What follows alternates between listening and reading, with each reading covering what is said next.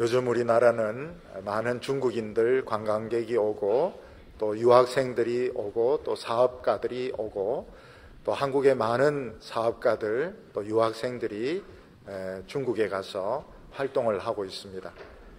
그런데 옛날에는 이런 중국과 교류가 없었을 때에는 우리나라에 이 화교가 많았습니다. 이 화교는 뭘 말하는가 하면 대만에 적을 두고 있는 중국인들을 말하는 것입니다. 그런데 인도네시아나 싱가포르 이런 데 가보면 경제권을 쥐고 있는 사람들이 거의 대개 이 화교들인 것을 볼 수가 있습니다. 한국에도 보면 서울 같은 데 보면 화교들이 참 많았는데 남산에 올라가려고 한 밑에 그 중국 대사관이 있었고 그 옆에 이 화교들 학교가 있었습니다. 그리고 화교들 학생들이 많았습니다. 아주 많았고 버스를 타든지 길에서 이래 보면 화교들을 많이 만날 수 있었습니다. 근데 이 화교들이 없어지게 되었습니다. 한국을 떠나게 되었는데 왜 그런가 물어보니까 한국에서 도저히 이렇게 장사를 할 수가 없다는 겁니다. 왜냐하면 중국집을 여니까 짜장면 가격을 20년 동안 안 올려주는 바람에 도저히 이 중국집 장사가 안 되고 또 한 군데 잘 된다 이러면 옆에서 한국 사람들이 막 4군데씩 중국집을 열기 때문에 도저히 이렇게 한국에서는 경제 활동할 수가 없어서 떠난다 이런 말을 하고, 특히 이렇게 대만하고 국교가 단절이 되고 중국하고 국교가 열리면서 화교들은 우리나라를 거의 떠난 거로 알고 있습니다. 대만에 이렇게 여행을 가보니까 이 가이드가 한국말을 잘합니다. 그래서 어떻게 된 거냐 이를 물어보니까 제가 한국에 살았던 화교였는데 자기들과 국교가 단절이 되면서 대만으로 넘어와서 가이드하고 있다 이런 이야기를 했습니다.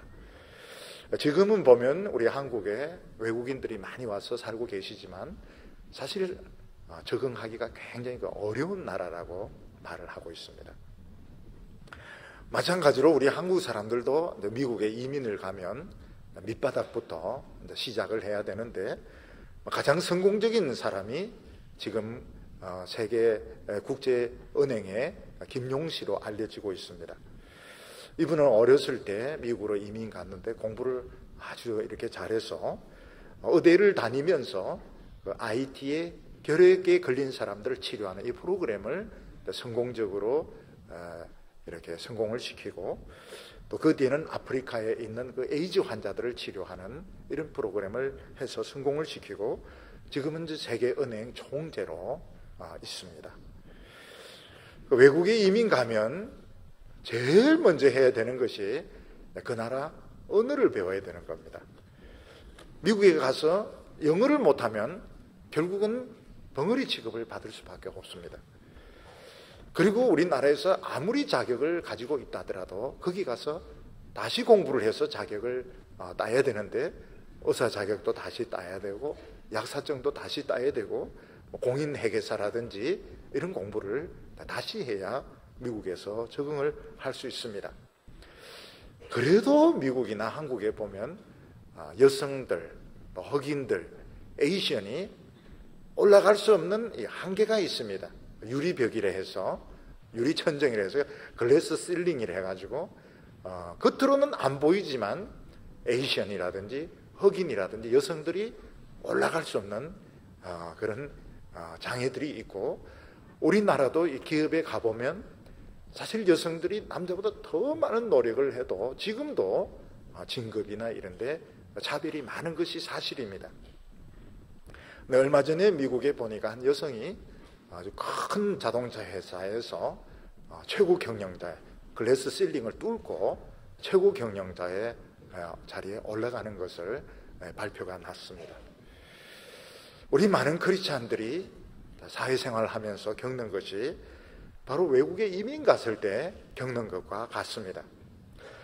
우리가 예수 믿기 전까지만 해도 다 우리나라고 똑같은 사람들인데 예수를 믿는 그 순간 꼭 이민 간 것처럼 생소해지게 되고 세상이 우리를 잘 받아들여 주지 않고 우리도 잘 적응이 안 되는 이런 세상이 되고 마는 것입니다.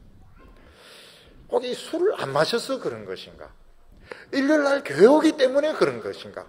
꼭 그런 것만은 아니고 근본적으로 이 가치관에 변화가 오기 때문에 우리는 외국에 안 가도 같은 나라 안에서, 같은 민족 안에서 외국인 같은 이런 데 취급을 받으면서 살게 되는 것입니다. 미국의 펜실베니아주에 가면 에미시족이라 해서 지금도 자동차를 타지 않고 전기를 사용하지 않고 수염을 이렇게 계속 기르면서 옛날 생활 방식을 유지하는 사람들이 있습니다. 지금 보면 이제 관광거리가 되죠. 많은 사람들이 거기 가서 마차 타고 다니는 거, 또 그들의 이런 자급자족하는 이런 모습들을 보고 있습니다. 우리가 그러면 이 세상에 살면서 우리도 MEC 사람들처럼 우리도 이 세상과 완전히 구별된 동물론 원숭이처럼 살아야 되는가? 아니면 세상 사람들과 똑같이 이렇게 살면서 교회만 왔다 갔다 해야 되는가? 이런 문제들이 우리 크리스찬들에게 쉽지 않은 어려운 문제가 되는 것입니다. 오늘 예수님께서는 여기에 우리에게 명확한 방향을 제시해 주고 있습니다. 굉장히 분명한 길을 제시를 해주고 있습니다. 오늘 청년들이 오늘 말씀을 들으면 내가 어떻게 살아야 되겠구나 이런 것이 짐작이 되리라고 봅니다. 첫 번째로 예수님께서는 건축자의 버린 돌의 비유를 들어서 말씀하셨습니다.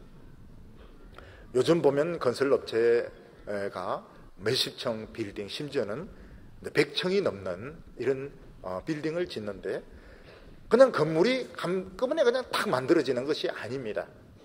땅속을 깊이 파가지고 기초 공사가 되어야 되고, 그리고 그 뒤에 보면 스캐폴딩 보조대라 해서 이런 보조대를 높이 올리고, 그리고 그 안에 철근을 가지고 구조를 만들고 시멘트를 부어 가지고 건물을 만들어 가게 되는 것입니다.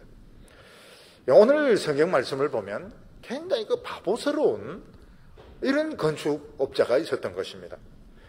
이 사람은 얼마나 바보스러운가 하면 이 보조대하고 돌을 구별을 못한 것입니다.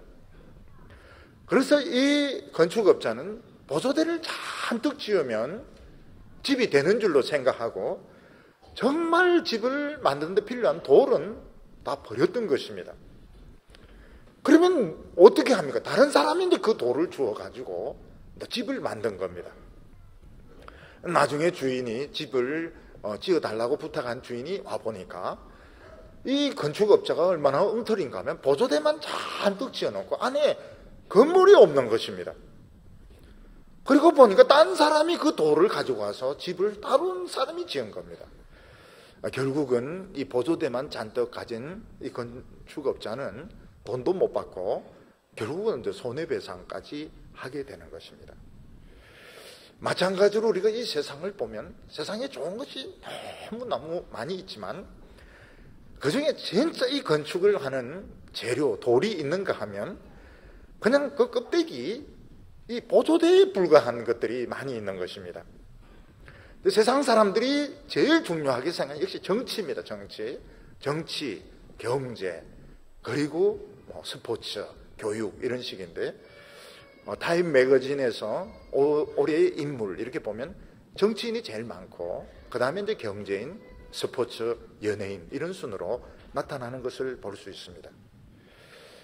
그런데 사람들이 알지 못하는 것이 무언가 하면 이렇게 세우는 정치나 경제나 이런 것들이 사실은 보조대에 불과하고 진짜 집을 만드는 재료는 따로 있다는 것을 모르는 것입니다.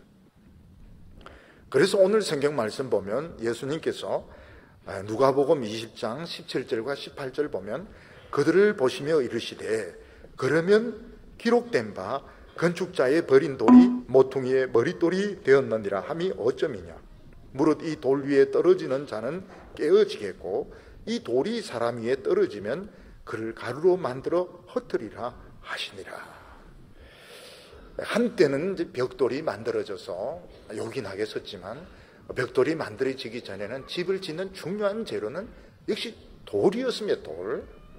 돌 중에서 제일 중요한 것은 기초가 되는 모퉁이 돌이었던 것입니다. 우리가 이 세상을 보면 끊임없이 집을 짓고 허물고 집을 짓고 허물고 이렇게 하는 것을 볼 수 있습니다.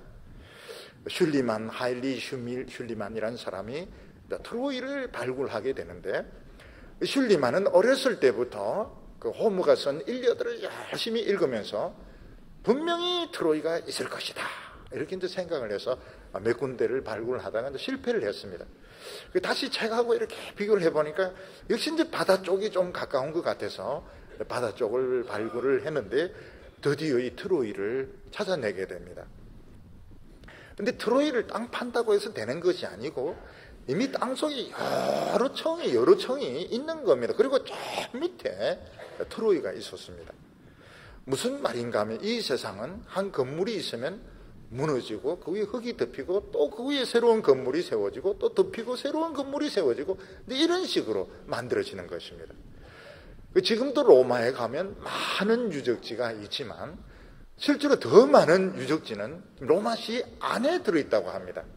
지금 사람들이 살고 있기 때문에 발굴을 못해서 그렇지 진짜 유적지는 지금 땅 속에 지금 시 안에 있다고 말하고 있습니다. 사람들은 이 세상에서 영원한 집을 짓는 줄로 생각하지만 로마가 허물어지고 나면 또 다른 나라가 들어서고 또 그 위에 또 다른 나라가 허물어지고 이러면서 이제 역사가 이렇게 진행이 되게 되는데 한 번도 허물어지지 않고 세워지는 나라가 있다는 것입니다. 그 나라가 바로 하나님의 나라고 그리스도의 나라라고 말하고 있습니다. 지금 우리가 이 세상에서 보고 있는 정치나 경제나 문화나 교육은 사실은 보조대 껍데기에 불과하고 그 속에서 진실로 세워지고 있는 집은 그리스도의 나라라고 말하고 있습니다. 근데 예수님은 자기 자신을 뭐라고 말씀하시는가 하면 건축자의 버린 돌이다 이렇게 말하고 있습니다. 건축업자가 예수님 보니까 이건 뭐 소용없잖아. 이게 뭐 정치인도 아니고 교육을 많이 받은 것도 아니고 돈도 많이 있는 것도 아니고 그래서 막 버렸습니다. 십자가에 못 박아서 버렸는데 알고 보니까 예수님이야말로 진짜 이 영원한 나라의 모퉁이 돌이고 예수님의 말씀과 예수님을 믿는 그 추종자들 그들이 영원한 하나님의 나라를 세우는 그 돌이고 알곡이었던 것입니다. 오늘 사람들은 진짜 지어야 될 이 집, 건물이나 재료를 보지 못하기 때문에 세상에 있는 것을 가지고 열심히 자기 집을 짓고 자기 인생의 커리어를 만들고 있는데 그것은 사실은 보조대에 불과하다고 말하고 있습니다.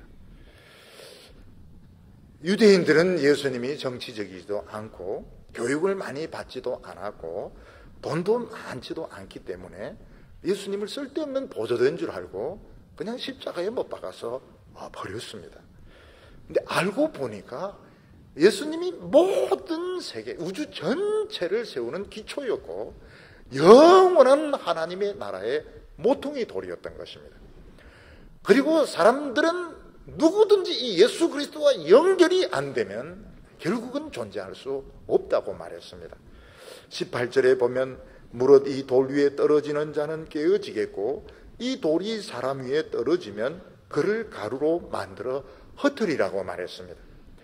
예를 들어서 큰 빌딩을 지으려고 하면 그 돌들, 기둥들이 전부 이 기초석하고 견고하게 연결이 되어야 됩니다.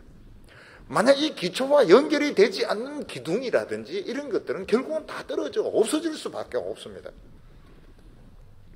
로마에 대해서 로마는 하루에 지어지지 않았다 이런 말을 하는데 로마의 그 훌륭한 설계자는 줄리어스 시저였습니다. 줄리어스 시저는 집정관이 되기 전까지는 사실 별 볼 일 없는 한량이었는데 집정관이 되면서부터 능력을 발휘해서 갈리아를 정복을 하고 그리고 지중해를 품는 거대한 로마를 설계를 했습니다. 그리고 그 뒤에 아우구스티누스라든지 티베리우스 이런 사람들이 그 설계도를 물려받아서 로마는 그 뒤에도 한 500년 이상 이렇게 연결이 되게 됩니다. 이 당시만 해도 감히 로마와 싸워서 이길 수 있는 나라는 없었습니다.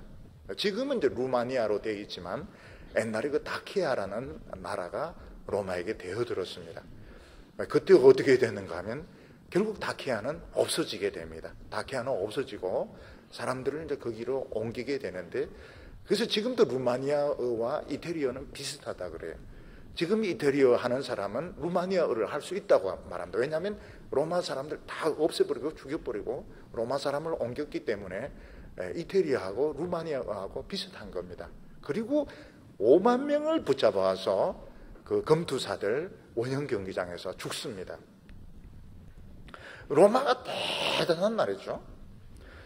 그리고 유대인들이 로마와 대항해서 싸우다가 결국은 전쟁이 일어나게 되는데, 예루살렘이 함락이 되고 이 성전은 불타고 110만 명이 죽습니다. 그리고 10만 명 이상이 로마로 끌려가서 그 개선식 하는데 그 행진을 하게 되고, 콜로세움을 짓는 게 결국 유대인들이 짓게 됩니다. 유대인들은 참 비참하죠. 자기 나라한테 죽고 거기 뭐 촛대 이런 거 다 들고 가가지고 결국 로마에 그걸 바치고 콜로세움 그 원형 경기장을 짓는데 유대인들이 다 일을 하게 됩니다. 진시황은 그때까지만 해도 분열되어 있던 전국 시대를 끝내고 만리장성을 쌓는데 한 75만 명 정도를 동원한다고 합니다. 만리장성을 쌓는데 그리 많은 사람들을 동원하고 또 많은 사람들이 죽고, 그리고 자기도 죽습니다. 자기도 한 40대 돼가지고 죽습니다. 오늘 사람들은 영원히 자기가 살 수 있는 것으로 생각하지만 광야를 끊임없이 방황하거나 오아시스에 잠깐 쉬는 것밖에 되지 않습니다. 사람들은 거기서 이제 벗어나야 되는데, 광야길과 오아시스에서 벗어나야 될 수 있는데, 벗어날 수 있는 입구가 뭔가 하면 예수 그리스도인 겁니다. 예수 그리스도와 연결되지 않은 어떤 공부, 어떤 정치, 어떤 것도 결국은 다 허물어질 수밖에 없습니다. 사람들은 예수 그리스도라고 하는 못생긴 돌을 막 피하려고 했지만 피할 수가 없습니다. 왜냐하면 예수 그리스도와 연결되지 않는 어떤 돌이나 어떤 기둥들도 결국은 다 허물어질 수밖에 없기 때문에 그런 것입니다. 오늘 많은 사람들은 하나님의 진리와 상관없이 공부하고 하나님의 진리와 상관없이 돈을 벌고 정치를 하지만 결국은 다 허물어지게 되어 있습니다. 결국은 진리를 붙들고 사는 것이 우리가 살 수 있는 길이다, 이렇게 말하고 있습니다. 오늘 두 번째는, 그러면 우리가 진리만 붙들고 그냥 산으로 가지 우리가 이 세상에서는 왜 살아야 될까 하는 것입니다. 뛰어난 화가나 조각가들이 작품을 만드는 것을 보면 일단 이 사람들은 자신들의 그 실력을 많이 쌓습니다. 그리고 그들은 자기 머릿속에 있는 그 아이디어를 가지고 이 세상에 있는 재료를 가지고 작품을 만들게 되는데, 뭐 서양화라고 해서 그냥 물감만 그리는 거 아닙니다. 보니까 뭐 작업을 하는데 이게 진짜 그림을 그리는 것인지, 이게 뭐 종이를 구겼다가 폈다가 다리미질을 했다가 막 색깔도 이상하게 칠하는데, 지금은 보면 옛날같이 붓으로만 그리는 것이 그림이 아닌 거라는 걸 재료들도 굉장히 그 다양한 재료들을 쓰고 있고, 또 동양화라고 해서 옛날에 뭐 수묵화 같은 이런 것만 생각하는 것이 아니고, 동양화도 사실은 뭐 서양화하고 종이 재질을 뭐 떠나서는 막 거의 비슷할 정도로 다양한 것을 볼 수 있습니다. 조각하는 사람도 단순히 돌을 깨서 조각하는 것이 아니고 쇠를 용접하기도 하고, 그리고 종이를 가지고 만들기도 하고 흙을 굽기도 하고, 여학생들 보면 그 조각 조소하는 여학생들 보면 이렇게 그 쓰고 뿌직뿌직 한다고 해서 막 화상도 있고 이런 거 보면 굉장히 그 중노동을 한다 그래요.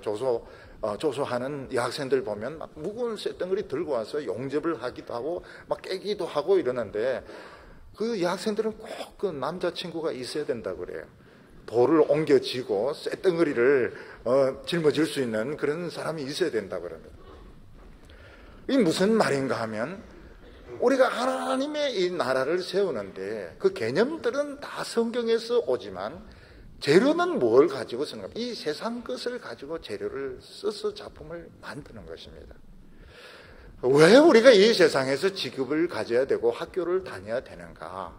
이걸 재료로 해가지고 아이디어나 정신은 성경에서 하나님이 주신 영감을 가지고 작품을 만들어야 되는 것입니다.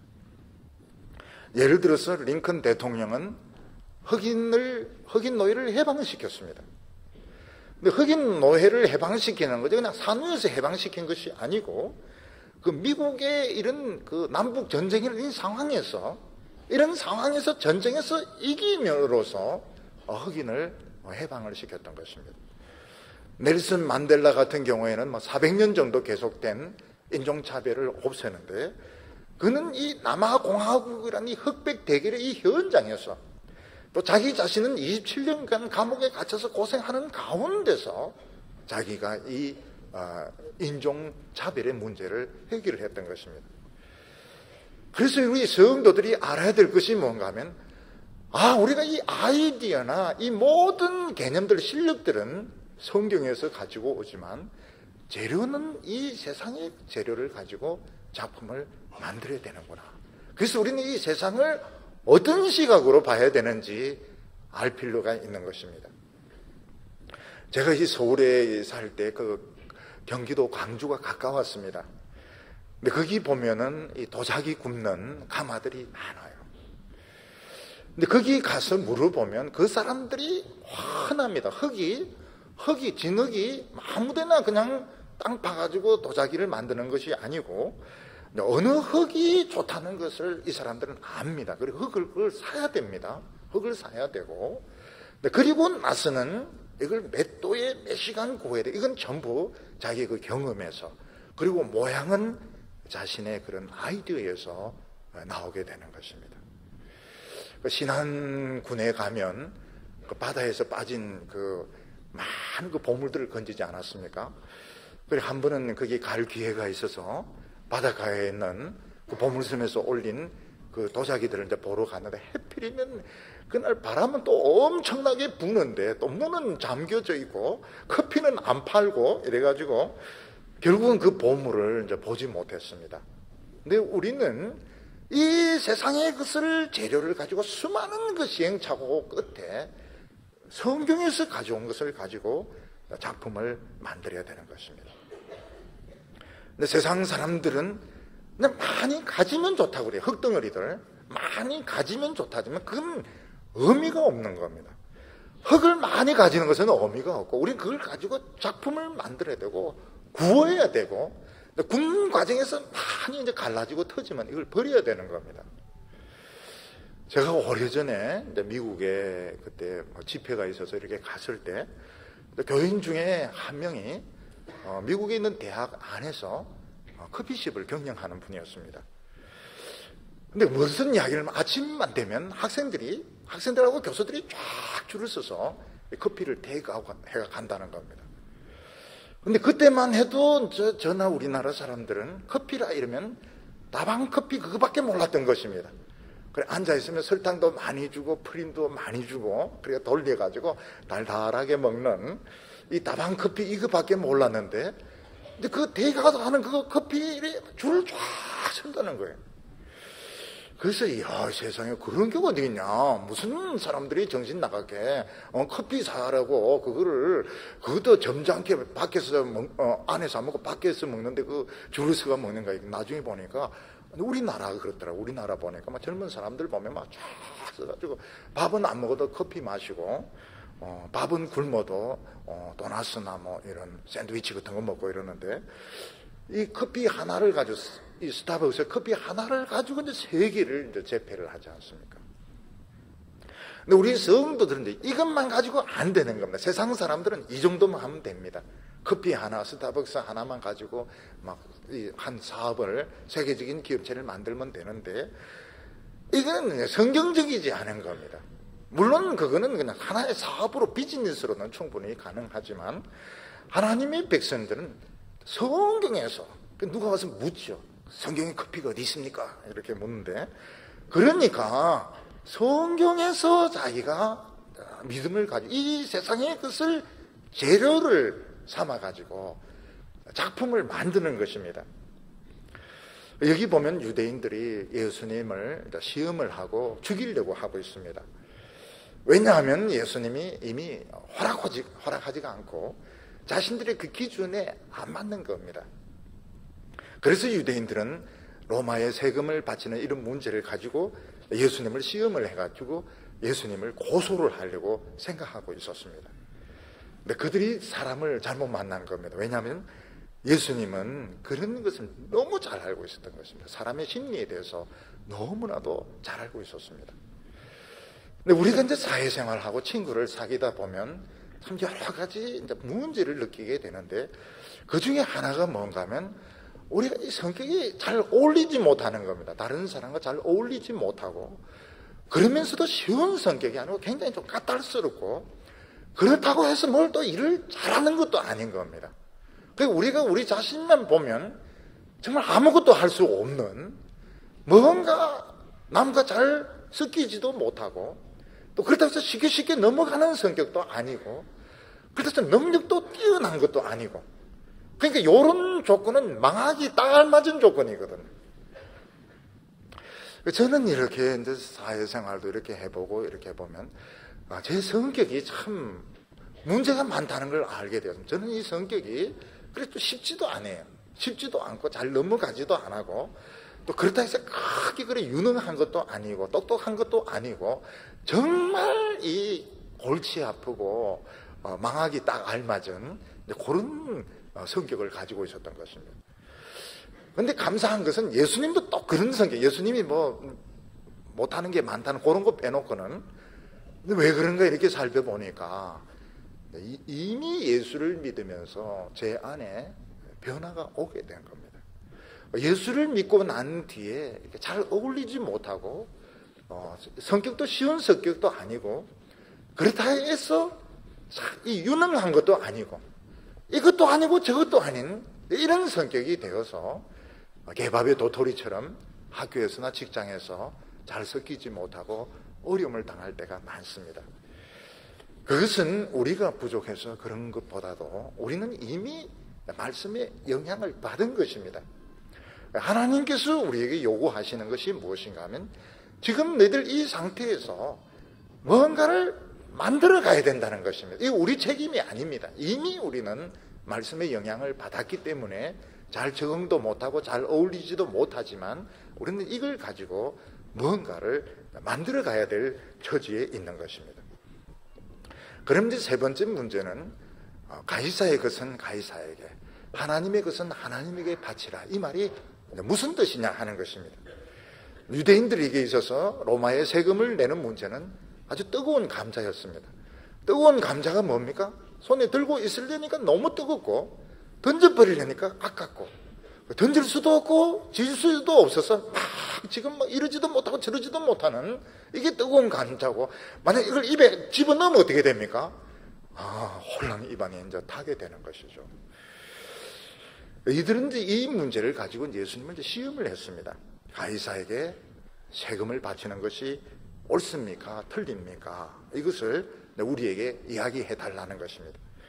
예수님이 하나님의 나라를 가르치는 분인데 하나님 나라를 가르치는 분이면 틀림없이 세금 내지 말라 할 것이다. 그 세금 내지 말라고 하면 이제 이 반역자로 몰게 되고 또 세금을 내라고 하면 이건 친로마주의다. 이래서 예수님을 이제 몰아붙이려고 시험을 한 것입니다.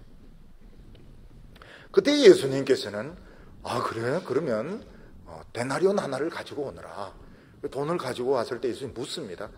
여기에 있는 이 그림이나 밑에 있는 글씨가 누구 거냐? 그러니까 로마 황제 가이사의 것입니다. 그때 예수님 그러면 가이사의 것은 가이사에게 바치고 하나님의 것은 하나님에게 바치라. 이렇게 말을 하니까 유대인들이 말을 더 이상 할 수가 없었던 것입니다. 그러면 가이사의 것은 가이사에게 바치고 하나님의 것은 하나님에게 바치고 이건 완전 두 개를 분리시키라는 말인가? 세상 가이사의 나라와 하나님 나라는 완전히 분리시켜서 가이사의 것은 가이사에게 주고 하나님의 것은 하나님에게 바쳐야 되는가? 우리는 그런 생각을 할 때가 많습니다. 제가 대학에 들어가려고 열심히 이제 입시 준비를 하니까 목사님 부르셨습니다. 그러면서 너 어떻게 하려고 하냐? 그래서 저는 뭐 대학에 진학하려고 합니다. 그러니까 안 된다. 지금 주님 오실 때가 다 됐는데 대학교 가서 그 공대 그 쓸데없는 그 배워가 뭐 하느냐? 신학교로 가라. 그래서 제가 이제 좀 고민을 하다가 목사님 말씀에 이제 불순종하고 일반 대학교 시험을 쳐서 그 뒤로부터 이제 엄청 미움을 받게 된 겁니다. 주님 오실 때가 다 됐는데 어디 신학교를 안 가고 그냥 일반 학교 말이에요. 공대에 들어가 가지고 돈이나 벌려고 한다고. 근데 우리가 자칫 잘못 생각하면 하나님의 나라와 세상 나라를 완전히 분리시켜서 생각하기 쉽습니다. 꼭 기독교 직장, 선교하는 이런 직장, 막 이런 식으로 막 고집을 하기 쉬운데 예수님의 말씀은 두 가지를 다 해야 된다는 것입니다. 다시 말해서 가이사에게 세금도 내고 하나님에게도 이걸 바쳐야 된다는 것입니다. 왜냐하면 우리는 이 세상에 살고 있는 하나님의 백성이기 때문에 두 나라에 속해 있는 것입니다. 마치 군인으로 치면은 파견되어서 있는 군인과 같습니다. 군인들 보면 파견 근무를 하거든요. 저는 이제 이 해군에 이래 있을 때 보면 해군 UDT들 막 훈련 받는 거 보지 않습니까? 해군 UDT들 보면 뭐 진짜 참 힘들게 훈련 받는데 공수부대가 또 위탁이 옵니다. 공수부대 오면 막 죽여놓습니다. 얼마나 일부러 더 막 대대적인 환영을 해줍니다. 그래서 그 공수부대원들 보면 여기 머리가 없어요. 전부 막 머리를 박아가지고 기고 막 이렇게 하니까 여기 머리가 없습니다. 그리고 이제 UDT가 또 공수부대에 갑니다. 그럼 거기서 더 뜨겁게 사랑으로 또 환영해줘. 머리가 홀랑 다 빠지도록. 근데 그게 이제 프라이드인 겁니다. 우리는 군인으로서 이제 그걸 회교당하면 안 됩니다. 우리는 이걸 해내었다. 막 이래서 서로가 서로를 이제 더 이제 괴롭히고 이건 이제 옆에서 이제 딱 보는 것이죠. 보면 막 물갈퀴 들고 막 뛰고 이제 물에도 들어가고 진하게도 들어가고 이제 이런 걸 이제 보게 되는 겁니다. 우리 하나님의 백성들은 이 세상에 사는 하나님의 백성이기 때문에 두 개의 법을 다 지켜야 되는 겁니다. 우리가 이 세상에서 직장 생활 안 하고 전도만 하면 어떻게 되느냐? 그러면 이제 굶어야 됩니다. 굶고 주님 부르시지도 않았는데 가야 됩니다. 굶어가지고 가야 됩니다. 학생이 공부를 안 하면 어떻게 됩니까? 학생이 공부를 안 하면 이제 아무것도 못 하게 됩니다. 그래서 우리 교회는 이 중고등학생들에게 너무 선교나 이런 데 헌신하지 하도록 그렇게 유도를 하지 않습니다. 기다립니다. 기다려서 자기 자신이 대학생 때도 마찬가지입니다. 대학생 때도 너무 진을 빼도록 이렇게 하지 않습니다. 왜냐하면 대학생 때 진을 뺀 사람이 그 뒤에 교회를 안 나가요. 너무너무 예수를 다 믿어버렸기 때문에 그 뒤에 이제 교회를 안 나가는 겁니다. 그런 분들이 많이 계세요. 우리나라에서 많이 있고 또 이제 교회에 오면 옛날 그 선교단체처럼 그냥 너무 제도적으로 막 억누르고 이러니까 사실 적응도 잘 못하기도 하고 이래서 근데 그 뒤에도 신앙생활이 잘 안 되는 겁니다. 그렇게 하지 못하게 합니다. 그렇지 못하게 하고 학생들은 공부가 직업이니까 공부도 열심히 하도록 하고 그러면서도 신앙생활을 열심히 하도록 하고 근데 거기서 고민이 생기는 겁니다.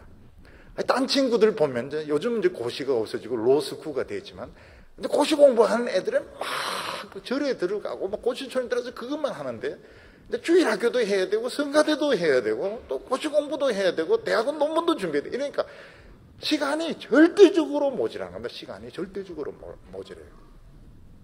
고3 때만 해도 다른 애들은 막 일요일까지 열심히 공부를 합니다. 근데 우리는 이제 일요일에 공부를 안 하니까 하루지만 1년이면 52일이고 52일이면 2달을 노는 게 되는 겁니다. 2달을 노는데 우리가 어떻게 다른 애들과 경쟁해서 이길 수가 있는가? 그거를 믿음으로 소화를 해야 됩니다. 믿음으로. 그러니까 우리가 잘못 생각하고 있는 게 뭐냐면 공부는 절대적인 것이다. 절대적으로 잘해야 합격하고 성공한다 이렇게 생각하지만 실제로 그렇지가 않습니다.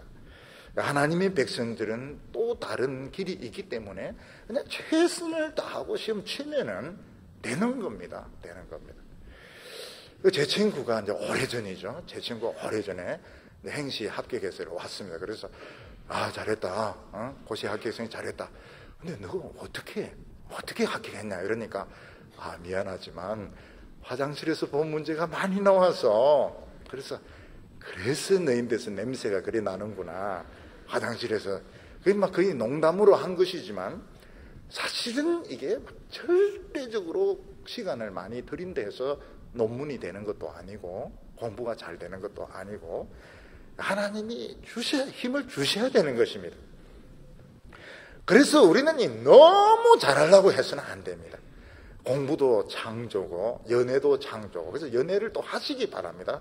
막 쭉 공부한다 해서 공부 잘 되는 것도 아니고, 연애는 연애대로 하면서 또 공부는 공부대로 하면서 봉사는 성가대 봉사는 하면서, 도대체 그게 말이 됩니까? 말이 안 되지만은 다 그래서 살아남았는데 어떻게 하면 오늘까지 다 그렇게 해서 살아왔는데 그 걱정할 게 뭐가 있느냐고. 다 그래 해도 되는데, 그래서 너무 잘하려고 할 필요가 없는 겁니다. 근데 이렇게 가만히 보니까요, 이제 고시 공부하고 이런 사람들 보니까 사실 공부하는 폼은 책은 다 사놓고 폼을 잡는데 1시간 공부하고 2시간 이야기하고 라면 먹고 또 2시간 잡담하고, 학생들도 그래요. 고3 학생들도 보면은 공부 1시간 막 이렇게 하고 그 다음에는 라면 끓여 먹고 그리고 이야기하고 그 다음 밤새고 그 다음 입원해서 링게를 맞고 루스 타임이 너무 많은 거예요. 그래서 왜 그런가 보니까 불안한 겁니다. 불안하니까. 시간은 많은데 불안한 거예요. 그러니까 하나님의 백성들은 그냥 그 쪼가리 시간 모아가 최선을 다해도 좋은 결과가 나올 수가 있습니다. 그래서 우리 성도들이 세상 사람들과 같은 방식으로 공부하면 안 됩니다. 시간이 절대적으로 모자랍니다. 그러니까 어떻게 하면 공부하는 것도 요령이거든요. 하나님께 지혜를 달라고 해야 되고, 어떻게 하든 부지런해야 되고, 어떻게 하든 최선을 다해야 됩니다. 게으르고 침체되면 시간도 모자라는데 결국은 이겨낼 방법이 없는 것입니다. 근데 하나님께서는 우리 성도들의 그 티오를 따로 마련해 놓습니다. 그게 뭐란가 하면 크리스찬 티오다 이렇게 가지고 티오가 있습니다. 교수 티오도 있고 판사 티오도 있고 장관 티오도 있고 크리스찬 티오도 있습니다. 크리스찬 티오란 용어를 누가 만들었는 건 제가 만들어낸 건데 그런 게 있어요. 그래서 보면 우리 교회도 보면 많은 분들이 그 어렵다 하면서도 교수에 또 임용이 되시기도 하고 또 뭐 이 법조계에도 나가기도 하고 이러는데, 그분들이 막 굉장히 잘해서 그런 게 아닙니다. 믿음으로 하니까 길이 열리게 되는 것입니다. 그런데 우리가 이 세상 나라에 속한 것은 굉장히 유리한 것입니다. 왜 유리한가 하면 우리는 이 불신앙의 세상에 속해 있기 때문에 머리로 믿는 것이 실제로 이제 실제적인 게 될 수 있는 것입니다. 그러니까 안 믿는 이 상사들 밑에서 겸손을 배우는 겁니다. 우리 하나님의 백성들이 이론적으로만 진리를 배우면 너무 오만하고 실제적이지 않습니다. 근데 이 세상에서 안 믿는 사람에게 머리 숙여가면서 욕을 얻어먹어 가면서 배울 때 실제적인 신앙이 되고, 그리고 겸손하면서도 뜨거운 신앙이 되는 겁니다. 그리고 우리는 이 두 나라에 이렇게 속해 있기 때문에 항상 그 긴장을 하게 되고, 그 긴장하기 때문에 사실은 죄에 안 빠지는 겁니다. 성공하기 전보다도 성공하고 난 뒤가 훨씬 어렵고, 이 세상은 창업보다는 수성이 더 어렵다고 이야기합니다. 어떤 일을 시작하는 것보다는, 이루는 것보다는 유지하는 것이 훨씬 어렵다, 이런 이야기를 합니다. 사람이 성공하고 나면 자만에 빠지게 되고, 자만에 빠지고 나면 행복하게 해줄 수 있는 게 죄밖에 없습니다. 노름이라든지 술이라든지 섹스라든지 짧은 순간에 행복을 줄 수 있는 건 전부 죄고 중독성을 가지고 있기 때문에 결국 사람은 성공하고 난 뒤에 더 위험하게 되는 겁니다. 근데 하나님의 백성들은 항상 이 세상은 역시 타향이고 나그네 세상입니다. 그래서 늘 긴장을 할 수밖에 없기 때문에 하나님의 백성들은 죄에 덜 빠지게 되고 끝까지 비교적 순수하게 남게 되는 것입니다. 오늘 예수님께서 우리에게 뭐라고 말씀하셨습니까? 이 세상에는 보조대가 있고 돌이 있는데 그 기초돌이 예수님이고 진짜 재료는 하나님의 말씀입니다. 하나님의 말씀을 많이 자기 속에 가지는 사람이 결국은 주인공이 되는 겁니다. 우리가 드라마나 영화를 보면 일단 주인공은 말이 많습니다. 말이 많고 늘 나오는 사람이 주인공이고, 엑스트라는 말이 없습니다. 그냥 가만히 써 있는 것이 엑스트라고. 엑스트라는 대사도 필요 없습니다. 그냥 한번 나와서 죽으면 끝이기 때문에 대사가 필요가 없습니다. 하나님의 말씀을 많이 이해해서 자기 속에 담아놓는 이삭, 완전히 소화해서 자기가 아브라함인 것처럼, 이삭인 것처럼, 에서드인 것처럼 그렇게 연기할 수 있는 그 사람이 주인공이 될 수 있고, 나머지 우리가 이 세상에 쓰는 이 학벌이라든지 외모나 이런 것은 절대적인 게 아닌 겁니다. 보조대에 불과, 나중엔 다 철거될 것입니다. 예수님이 우리에게 말씀하시는 것은 이 세상의 것을 재료로 삼아가지고 하나님의 말씀과 자신의 그 경험을 가지고 작품을 만들으라고 말씀하고 있습니다. 그래서 우리는 오늘 이 시대에 살아야 되고 이 세상에 있는 재료들을 써야 되는 것입니다. 우리는 이 두 나라에 속해 있기 때문에 부지런할 수밖에 없습니다. 하나님의 백성들은 부지런해야 됩니다. 침체되어 있으면 죄 짓는 것입니다. 할 일 없이 들어누워 있으면 이건 죄 짓는 것입니다. 우리는 굉장히 부지런해야 되고 짜투리 시간을 써야 되고, 우리는 그런 가운데 진정한 겸손을 배우고 또 열정을 배우고 끝까지 타락하지 않는 하나님의 백성으로 남을 줄로 믿습니다. 기도드리겠습니다. 거룩하신 하나님 아버지, 우리 많은 청년들, 이 경쟁적이고 길이 보이지 않는 이 세상에 저희들을 살게 하여 주셔서 감사드립니다. 주여, 오늘 저희들이 마음의 중심을 잡게 하여 주시옵소서. 하나님의 말씀을 내 마음속에 기초로 확실하게 잡게 하여 주시고, 이 세상에 있는 재료들을 능력 있게 잘 사용해서 멋진 인생을 살도록 주여 축복해 주시기를 원합니다. 침체되지 말게 하여 주시고 죄의 중독에 넘어가지 말게 하여 주시고 깨끗한 청년들로, 믿음의 사람들로 남게 하여 주시옵소서. 예수님의 이름으로 기도하옵나이다.